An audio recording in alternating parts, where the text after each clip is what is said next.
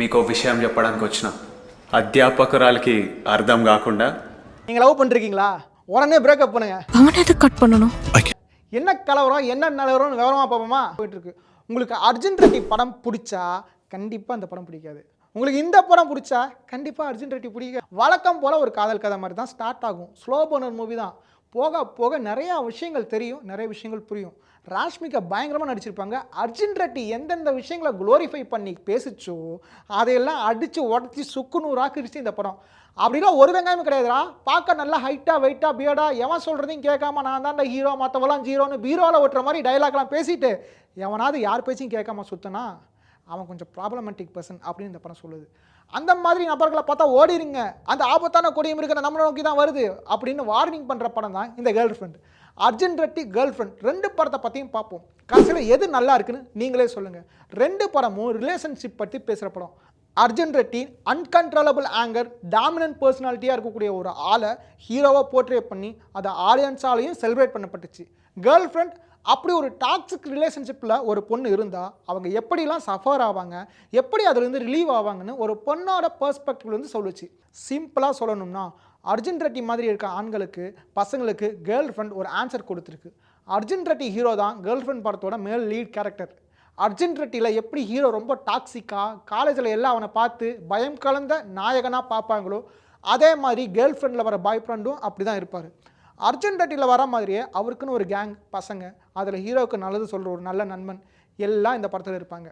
தான் லவ் பண்ணுற பொண்ணோட ஒப்பீனியனை கேட்காம இருக்கிறது, அவங்களுக்கு என்ன பிடிக்கும் என்ன பிடிக்காதுன்னு தெரிஞ்சிக்காம அவங்க சொல்கிறத அவங்க பார்ட்னர் கேட்கணுங்கிற எக்ஸ்பெக்டேஷனோட அதை செய்ய வைக்கிறது, இத்தனை வருஷமாக கூட இருக்க அம்மாவை கூட சரியாக புரிஞ்சிக்காமல் இருக்கிறது, கூட இருக்க பார்ட்னரை ஒரு மெய்டு மாதிரி நடத்துறது, பெண்களை வேலை செய்ய செக்ஸ் வச்சுக்க மட்டும் யூஸ் பண்ணுற மெஷின் மாதிரி பார்க்குறதுன்னு ஹீரோ ஒரு டிப்பிக்கல் அர்ஜுன் ரெட்டி மாதிரியான ஆணாதிக்கம் நிறைந்த ஒரு டாக்ஸிக் பர்சன் தான் கேர்ள் ஃப்ரெண்டோட பாய் ஃப்ரெண்ட் கேரக்டர்.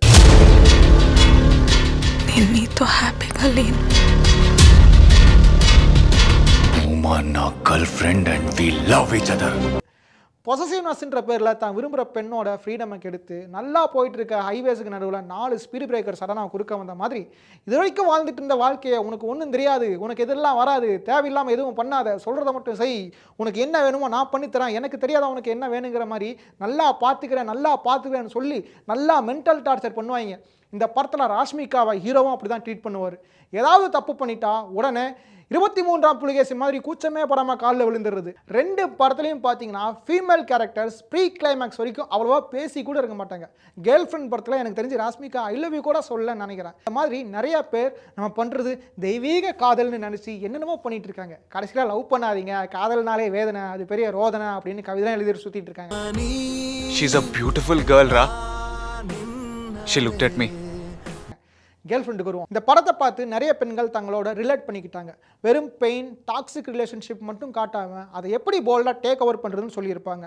ஸ்டார்டிங்கில் அன்பாகவும் பாசமாகவும் தெரிகிற விஷயங்கள் போக போக ஆதிக்கமாகவும் அடிமத்தனமாகவும் மாறுது. அதாவது நார்மலாக இருக்க ஒரு பெண்ணு டாக்ஸிக் ரிலேஷன்ஷிப்னு தெரியாமல் ஒரு ரிலேஷன்ஷிப்புக்குள்ளே போய் அது டாக்ஸிக் ரிலேஷன்ஷிப்னு தெரிஞ்சு கஷ்டப்பட்டு அதுலேருந்து எப்படி ரெக்கவர் ஆகி வராங்க அப்படிங்கிறத படத்தில் படிப்படியாக ஒவ்வொரு ப்ராசஸாக கட்டியிருப்பாங்க.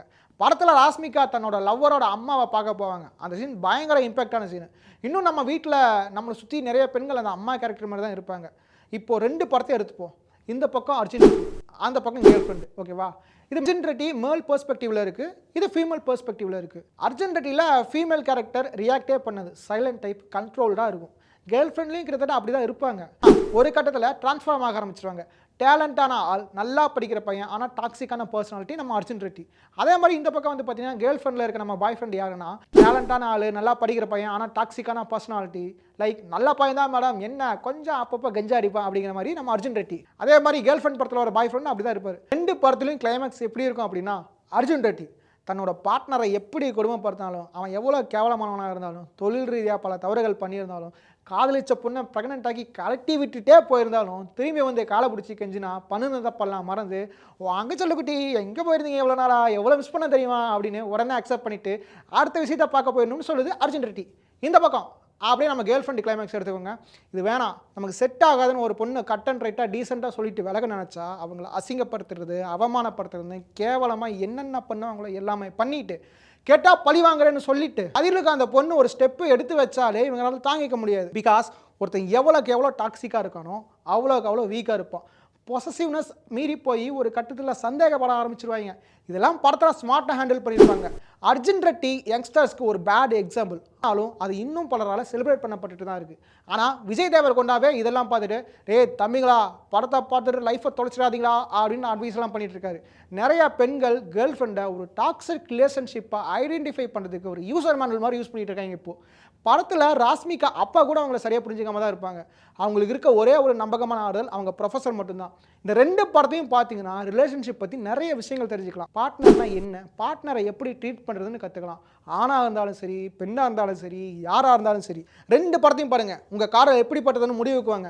ஸோ மறுபடியும் சொல்கிறேன், நீங்கள் யாரை லவ் பண்ணிட்டு இருந்தாலும் சரி, எவ்வளோ நாளாக லவ் பண்ணிட்டு இருந்தாலும் சரி, இவ்வளோ நேரம் நம்ம டிஸ்கஸ் பண்ண கேரக்டரில் இருக்க நபர் உங்கள் பார்ட்னராக இருந்தால் பேசி புரிய வைக்க முடியுதான்னு பாருங்கள். ஒன்றும் முடியலாம், முடிச்சு விட்டு அடுத்த வேலையை பாருங்கள். மறந்துடாதீங்க, வாழ்க்கையில் காதலை விட ரொம்ப முக்கியம் மென்டல் பீஸ்.